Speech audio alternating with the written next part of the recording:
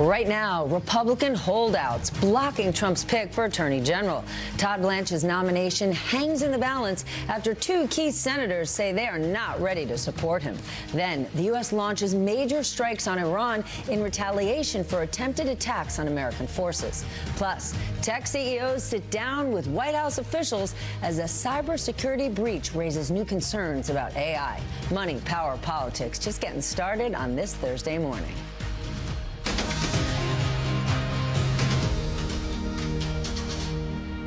Good morning once again. I am Stephanie Ruhle, live from Times Square, where it is 9 a.m. on the East Coast, 6 a.m. out west, and we are 96 days away from the midterms. And as we come on the air today, there's a clear theme emerging in Washington. Donald Trump is not getting his way, not this time. The Senate Judiciary Committee was supposed to be voting right now on acting Attorney General Todd Blanche's nomination to that job permanently. But late last night, that vote was canceled. That is because Republicans can only lose one single vote. And right now, John Cornyn and Thom Tillis are holding out over Trump's so-called settlement with the IRS and how Blanche personally handled it. It is worth pointing out that here's the thing. Todd Blanche could continue to serve as acting Attorney General indefinitely. So he's still going to be in that position if the vote goes his way or it doesn't happen at all.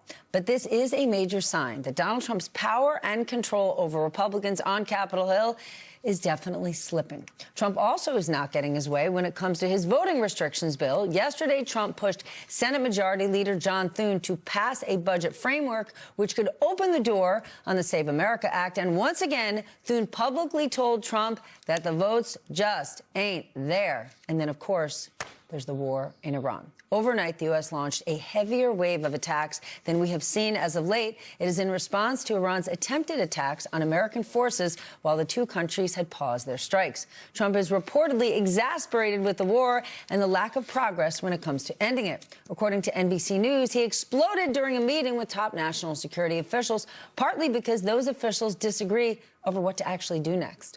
Also, a new poll out this morning shows about 2/3 of the American people say the war has not been worthwhile, and that includes nearly 4 in 10 Republicans. I got a lot of questions, and I know you do too, and I don't want you just screaming at them at the TV or in your car. What do you want to know about Capitol Hill, Iran, the economy, anything in the news universe? Scan the QR code on your screen, send them our way, and we're going to try to get to them later in the program. But for now, I'm going to take all the questions. So let's get smarter with the help of our leadoff panel. My dear friend Peter Baker is here, Chief White House Correspondent for The New York Times. Ali Vitale, MS Now Senior Capitol Hill Correspondent and host of Way Too Early. MS Now reporter Laura Barone Lopez and Kara Lenig, MS Now Senior Investigative Correspondent. Madame Vitale, you are on the floor, on the ground, in the field. This is all about Todd Blanche and this so-called IRS settlement. A spokesperson for Senator Cornyn told MS Now's Michael Schnell he sent an official letter to the DOJ, a counterproposal last night. So where do things stand?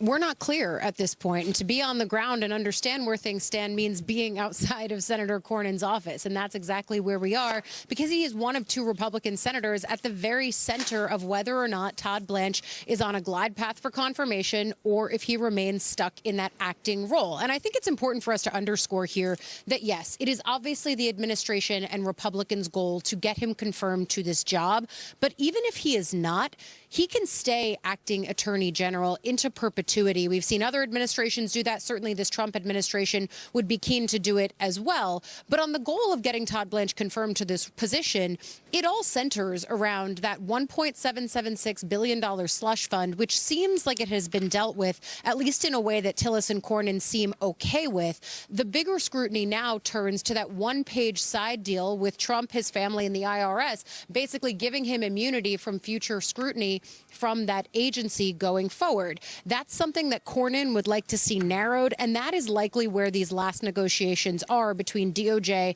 and these 2 key Republican senators who, if you lose both of them, certainly all hope is lost of getting him out of committee. But if you lose just one, a tie means it fails here on Capitol Hill.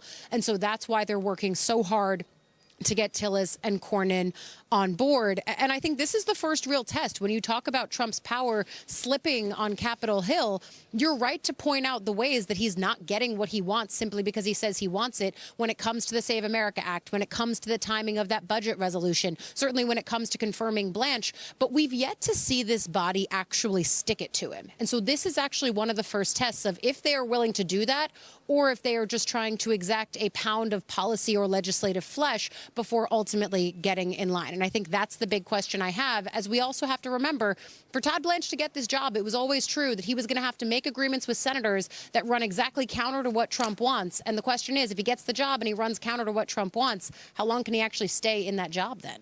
But I feel like, Carol, this one sticking point about Trump and his family basically getting permanent IRS immunity. The reason this would be hugely important to Trump, even if Blanche stays in this job until the end of Trump's term, he can't protect that immunity forevermore, right? Even if they said, fine, we're going to keep this $1.8 billion slush fund, all these people are going to get paid out in the next 2 years. The immunity that Team Trump wants forever, they certainly care about it after Trump's gone, because if Democrats regain power, they're going to look into every single crooked deal that the Trump team ever even thought of. Absolutely, Steph. I think that the immunity issue also has been extremely problematic on a legal front. Because really, I mean, okay, there's the moral issue of should we really be waving a red wand and just deciding that someone's 20-year tax... Hold. Allie's actually talking to John Cornyn right now. I want to go there. Blanche to conform the settlement documents in the tax lawsuit to where the sworn testimony was in the hearing.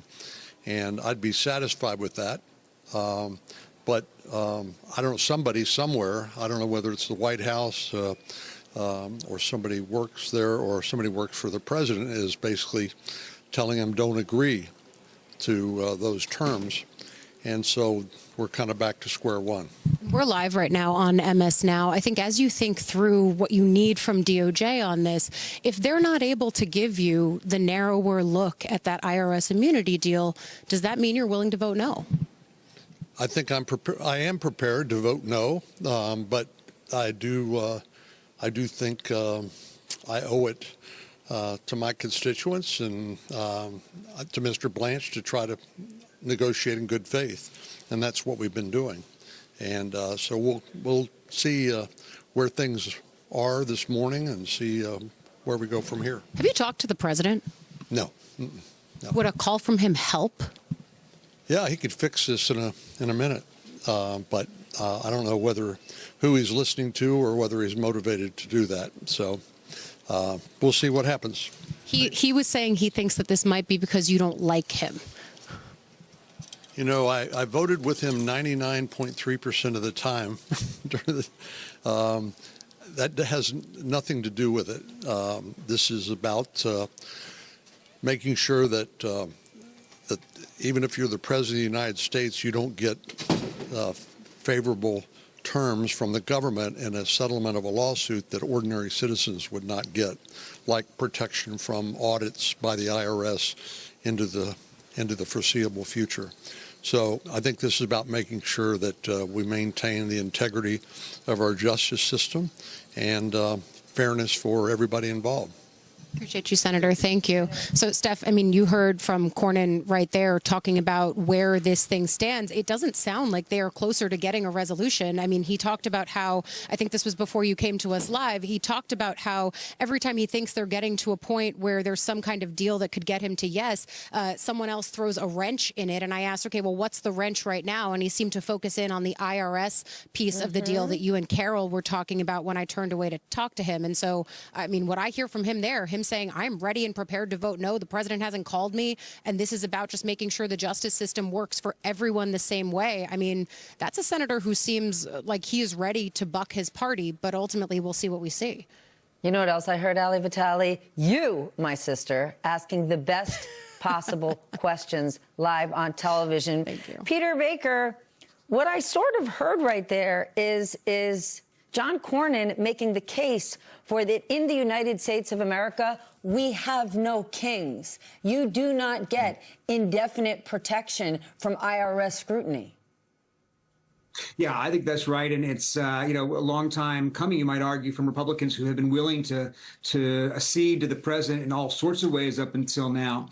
But it's interesting to hear him, and Ali did a great job of asking the right questions. I saw there a guy who wants to get to yes if they give him what he wants. He's not inalterably no, right? He's not full-throated denouncing the corruption and outrageousness of this deal. What he's saying is he wants assurances that the nominee is already given under oath in writing. It's not that hard, and yet that obviously is hard for somebody in the administration, maybe the top person in the administration, as he alludes to there. This is now up to Donald Trump, clearly. He could solve this tomorrow. He could solve this today if he simply lets Blanche put in writing what he's already said in the hearing. And Cornyn has made very clear that would be enough for him. That would satisfy him, he said. So, this is not Cornyn being obstinate. This is the administration clearly not giving a senator what he's laid out as the path to winning his vote. Laura, what you heard John Cornyn say right there, listen, who knows what Donald Trump is going to say, but what he spoke right there is absolute nonpartisan common sense. How much does this start to show, this standoff show, Donald Trump losing his sort of absolute power on the Hill? I'm hard-pressed to find a Republican besides Donald Trump who will just spout something on social media who's going to stand next to John Cornyn and argue the points he just made. Yeah, I think that two key things about those two senators, as Ali knows, is that they're going home. They are going home next year. And yes, Cornyn has said that that's not why he's standing against Blanche right now, that it has nothing to do with the fact that the president primaried him and he's not going to be there. But we have seen time and time again where these Republicans, they're on their way out and they become braver when it comes to standing up to their president. Color me naive. In 98 days, a whole lot of other Republicans are going to go home if they stand for this nonsense that doesn't fly for the American people. Well, this is certainly something that it would be horrible if they have to defend it when they're in their home districts and in their home states. That's no doubt. But, this was the one thing that about when it was first announced about a month or more ago, was the one thing that Republicans finally started to push back on the president on, was the slush fund for the January 6ers, as well as this immunity deal that's all a part of the same package.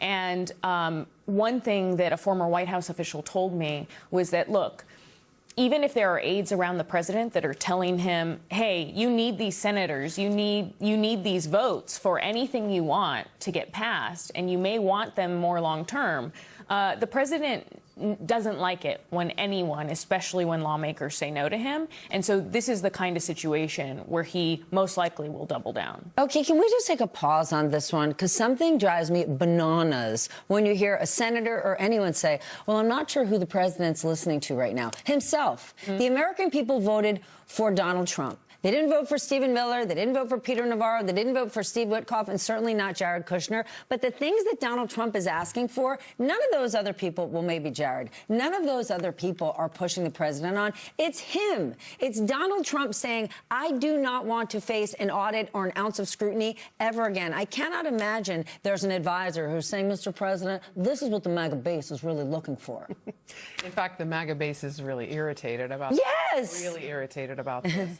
Now, are they going to rise up and come at Trump for it? We'll see. But don't you think it's ironic that there are two senators only who say, we're concerned about a president being able to get a better deal than anyone else in the country?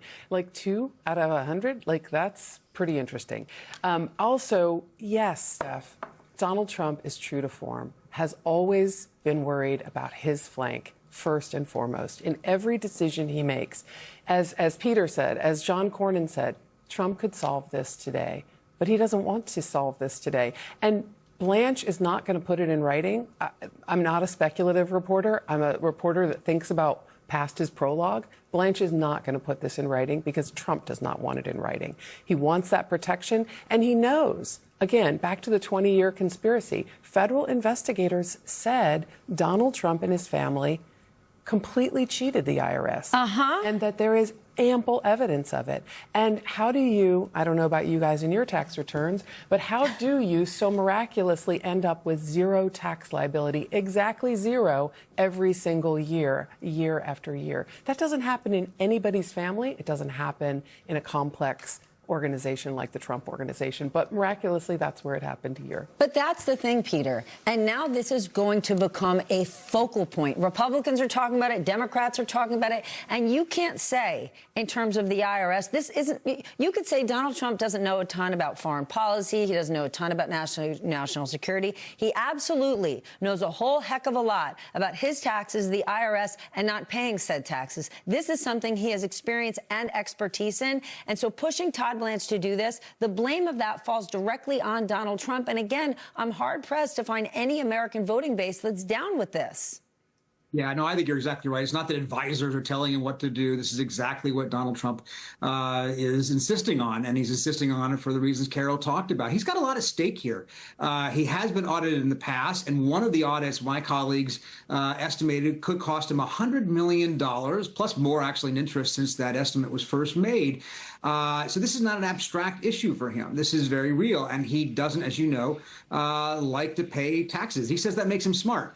But as Carol said, year after year, he had $0, or the first year of his presidency, in the first term, he paid $750 in federal income taxes, $750 for a billionaire.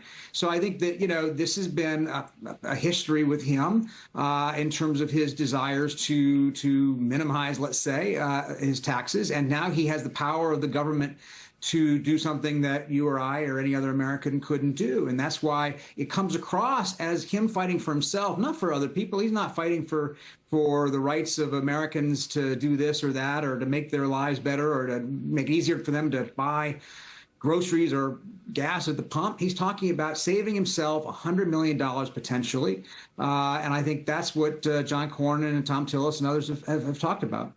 And reminder, the whole birth and growth of MAGA was based on this belief that we've got two systems in our country. We have two levels when it comes to government and how the wealthy get treated and the rest of the world. And this is a prime example of it. And we should just remind our audience, besides taxes, it was a judge in New York that disbanded the Trump Family Foundation for misusing monies that were to go to charitable organizations. And after disbanding it, members of the Trump family were not even allowed to sit on a charitable board for a decade. Ali, last question to you. That's pretty rare that John Cornyn, and I'm not doubting your skills, would be willing to stop and have such a frank conversation on our air. Do you think this is an opening for more beyond John Cornyn? Maybe. I will say all credit to Senator Cornyn. I went down to Texas and followed his Senate primary before it even hit the runoff, and he gave me time there. He is someone who's available to the press corps here on Capitol Hill. I don't think he sees it as, is it MS Now or anyone else? I think that he is just truly at this moment looking at himself as a conservative and as a Republican and just kind of asking these questions. You're right to point out, I think, what Carol referenced earlier, and frankly, what I would have asked if it wasn't clear that Senator Cornyn was trying to go into his office as quickly as he was, the idea that, what does it say that it's just one of two, he's two of 51 Republican senators that have a problem with this setup right now. And I think it goes back to this idea of the way that Trump really has, by and large, brought Republicans to heel in both the House and Senate for different reasons. Yes, cracks in his support are happening. You're seeing that with Cornyn. You're seeing it with Tillis. Maybe ultimately, if Blanche or another nomination gets to the floor, you do see it with someone like Bill Cassidy. But I think the thing that all of them end up having in common is, buck him or not, they are leaving this body. And so they are not subject to the same political headwinds as everyone else who's trying to keep the R next to their name in elected political life. And I think that's really important. But when I put on my hat of, I just came from Michigan this past weekend and I was talking to voters there, they really do feel, Republicans and Democrats, and I talked to them both, that the systems in play are not working for them right now. And so if I look at this through a political lens, Tillis and Cornyn are actually doing Republicans a favor here. Maybe not when it comes to Blanche. It's not a good story for Republicans to see their nominees stopped at the committee level. But by and large, this idea of a fund that January 6th insurrectionists could access, or a president getting special treatment from the IRS, or his family being immune from future audits or prosecutions, I mean, that I think is not something that tracks with the populist, everyman, make make the government work for you mindset that MAGA was always initially about. There was always that dissonance in terms of what was said and what the reality was of the policy. But I actually think politically they're right when they say that if they don't deal with this issue, it's something that voters will punish them for, as they have on their mind corruption in government and, of course, the idea that American political systems don't work for the American public writ large. I don't know, Allie. They may be doing Republicans a favor. I have a sinking feeling their fellow Republicans are only going to thank them in private. Yeah. All right, Madame Vitale, thank you. Everybody else is sticking around. Our conversation continues when Money, Power, Politics is back in just 90 seconds. Okay, here's one for you. The Secret Service felt pressured by the Trump administration to surveil former FBI Director Jim Comey. Why? That is according to newly released court filings. Records show a senior DOJ official told Secret Service agents to do it anyway, despite their concerns. Our panel is back with us. Carol, you definitely reported on this. You are our Secret Service expert. Explain what happened here. You know, I'm trying to remember all the hours because they blur together, but I believe what's All today? the hours? Thursday today. Yes. So Tuesday night, this filing comes out from Pat Fitzgerald, perhaps one of the best lawyers in the country. I've covered him for a long time. He's Jim Comey's defense lawyer. He puts into the court record all these internal documents that tell a gobsmacking story. The gobsmacking story is that Secret Service agents, when pressured by top Trump administration officials to surveil Jim Comey's phone, basically access it so they can locate him and follow him and his car. And this is in the last 6 years. This is May 2025. In fact, May 15, 2025. Jim Comey is in the Outer Banks on a vacation. He posts that seashell picture, right? Trump is losing his mind. I'm being threatened. My life's being threatened because of a beach picture of seashells. Didn't seem like a threat to life and limb to the Secret Service. In fact, these internal records show they concluded he was not an imminent threat to anybody, but they wanted to interview him because that's what the Secret Service does when there's a potential threat. Meanwhile, Trump's losing his mind. He's in Qatar and the United Arab Emirates, and he's pushing for somebody to do something, and that is surveil on an emergency basis the former FBI director. Secret Service agents, and now we have the records to prove it, say, wait a minute, this is legally questionable. We don't have the emergency authority to access his phone without a warrant because there is no threat to life and limb. There is nothing here in which Jim Comey is threatening Donald Trump's life or anyone's life. But a number 3 at DOJ, who's not named in the records. Why wouldn't he be named? His name was redacted, and trust me, we're going to get the answer to that question. Do you think it was redacted to protect him because this was such an absurd request? I can't speak to that. And also, I don't want to because I want to report it. Damn, sorry. I apologize. Yes, there you go. I love that phrase, too early. But trust me, we're going to get you your answer. But a number 3 DOJ official basically steps in when this other Secret Service supervisor is resisting it. And while that guy is going back to sleep after his duty is finished, his shift is over, DOJ official reaches in and says, you're surveilling that car, you're accessing his phone, and that's what they do. There's one other thing I learned, Steph, if you don't mind me continuing to prattle. When these records were coming out Tuesday night, we were reading them until the early morning of Wednesday. Fallon, Gallagher, Lisa Rubin, and I. The next morning, I hadn't slept much, but I called sources, and they said, oh, yeah, we knew this was going to be bad. The Secret Service headquarters had a big powwow that night, May 15th, in which they said, we can't do this. We just can't do this. It's going to come back to haunt us. It's illegal. Not everybody agreed, but several people were furious, like, we cannot do this. And when that DOJ person reached in, essentially they were like, okay, one of the most senior people in our law enforcement firmament has not only given us cover, but ordered it. And you know the rest. Okay, in these court filings, Peter, this was, I'm not even going to say a wow. In the filings, it reveals from Comey's team that the FBI relied on an interview with convicted mobster Sammy the Bull Gravano in their push to prosecute Comey for, of course, that seashell photo. I mean, are you for real?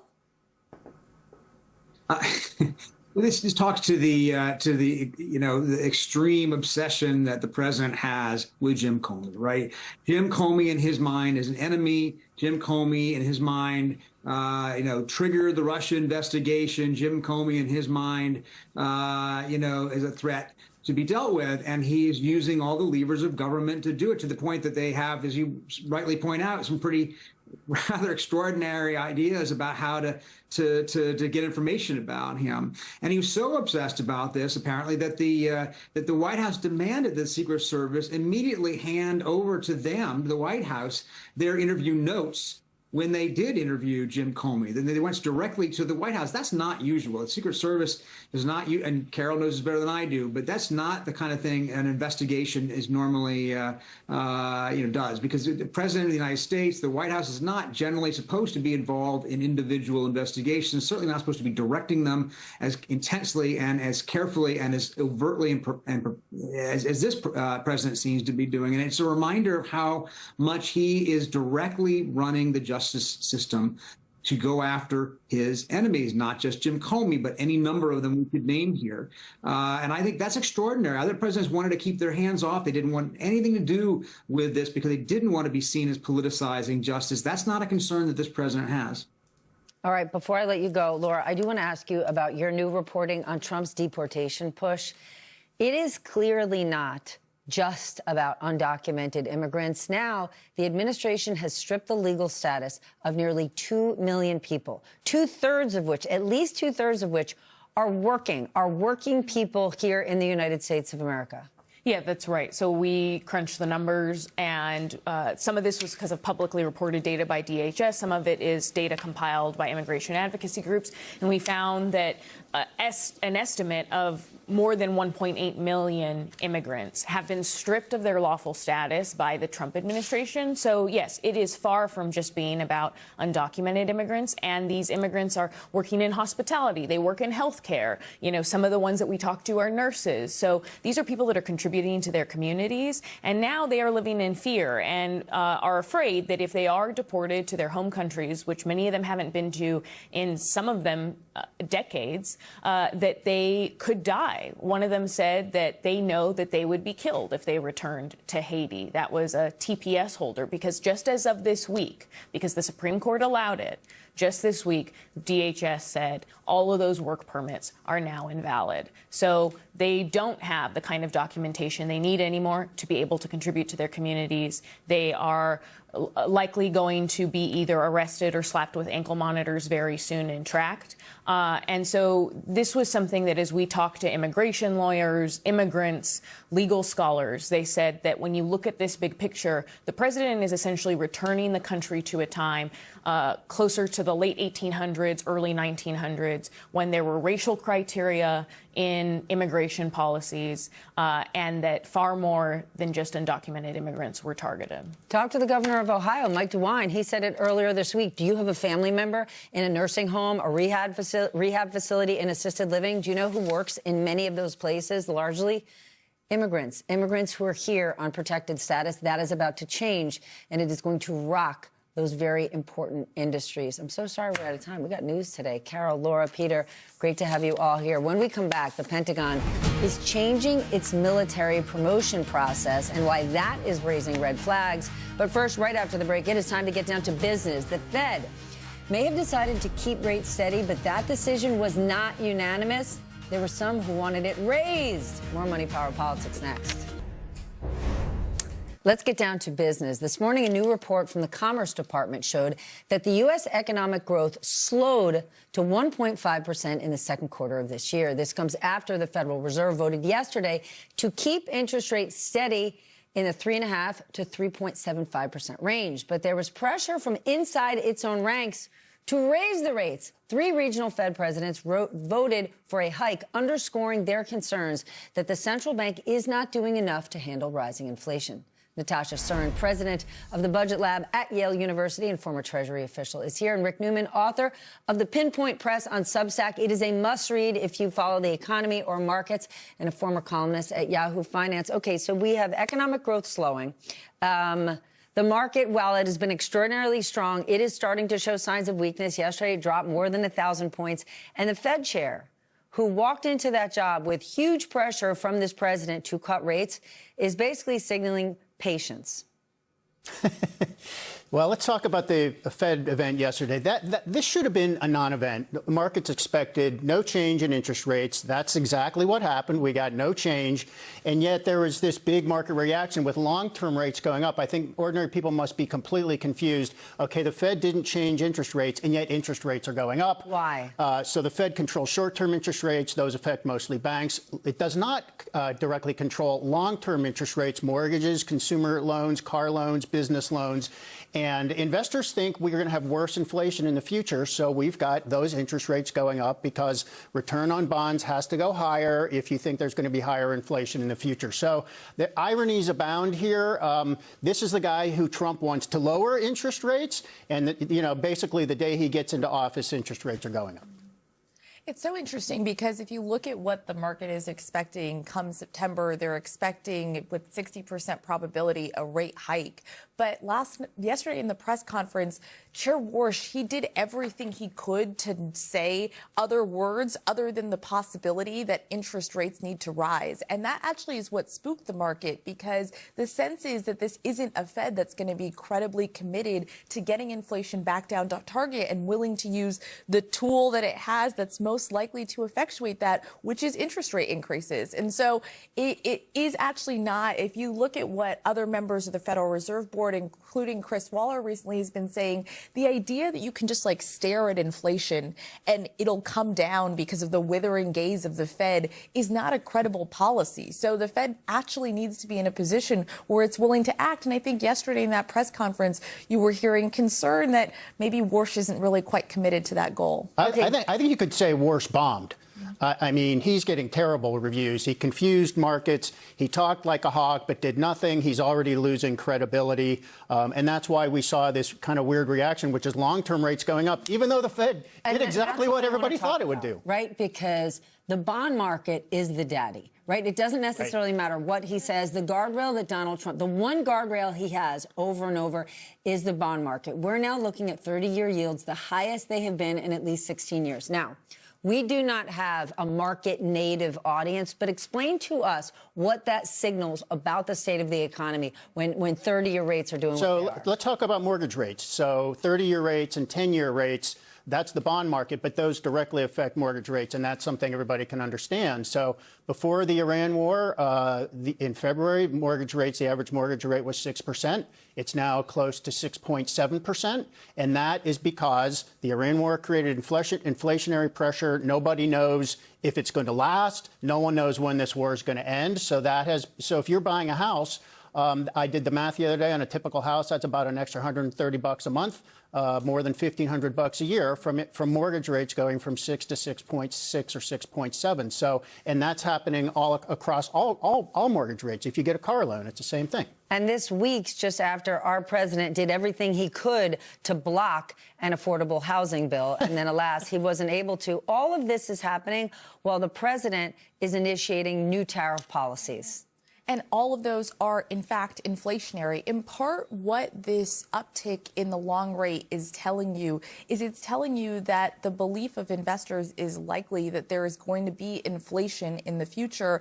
And as a result of that, over the course of the medium to long-term horizon, you're going to see interest rates continue to rise. And so I think a little bit what your viewers should understand is that the costs of higher interest rates that they're already bearing today on their mortgages or on their car loans, those aren't going to be with us for a short period of time. They're kind of like baked in to the apparatus of what we should likely expect over the course of the next many years, in part, frankly, because the government is running these large deficits and debt is so high that investors in the United States debt are demanding higher interest rates, and that trickles down to the rest of the economy. You know what's amazing? Before Donald Trump won, I saw Scott Bessent speak at an event, and he was passionate. He was panicked. He was irate over what debt and deficits looked like in this country. And it said it was criminal what Joe Biden was doing on the deficit front. And now look where we are. It is ballooning under Donald Trump. It's gotten much worse, right? We're in a situation, when this administration took office, we were in a situation where we weren't on a great trajectory, to be clear,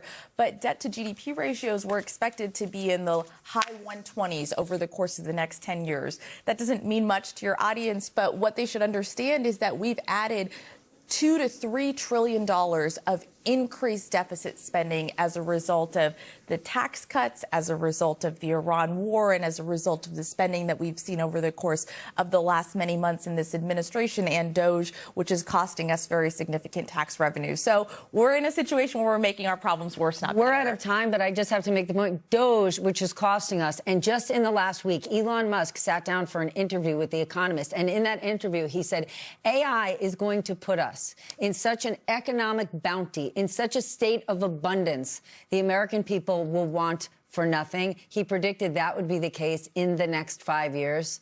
The clock's ticking. We're watching. Rick, great to see you. Natasha, Thanks. fabulous to have you here. Always. When we return, Pete Hegseth has criticized the military for promotions he says are based on diversity instead of merit. My question, why is he changing the promotion process to potentially open it up to less qualified people? You're watching Money, Power, Politics. We're going to dig into this next.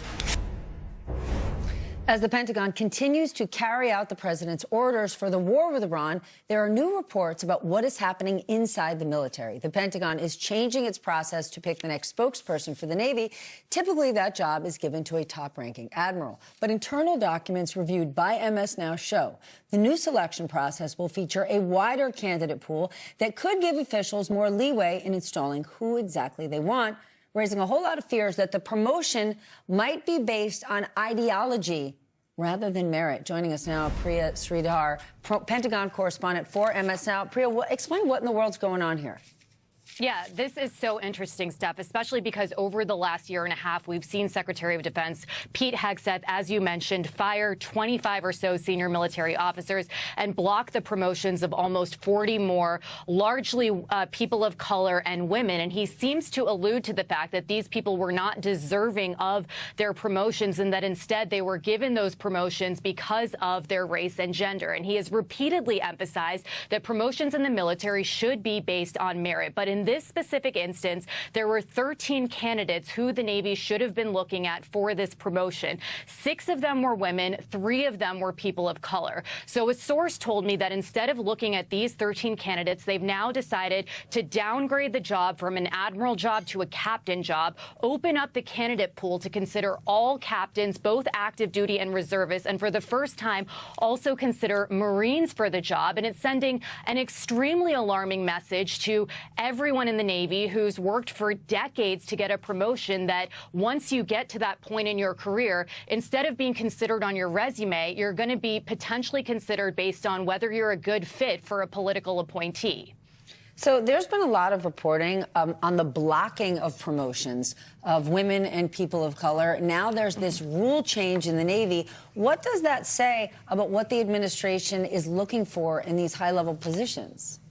Yeah, Steph, you know, this is really crushing morale. And I think especially for people inside of the military, you're supposed to be nonpartisan, right? You take an oath to the Constitution, not to a politician or a political party. And specifically when it comes to military public affairs, these are people who are communicating with the American public. And one of the most notable examples of how this could be influenced is what we saw with the deaths from the Iran war recently, where we saw the numbers of those troops killed in action changed from 18 to 14. It was blamed on a computer glitch. And then those 4 troop deaths were later recategorized into overseas operations instead of being killed in combat during Operation Epic Fury. And the concern here is that if you pick someone based on partisan ideology rather than on your resume, that when they're communicating with the American people, they're going to be pushing an agenda instead of giving timely and accurate information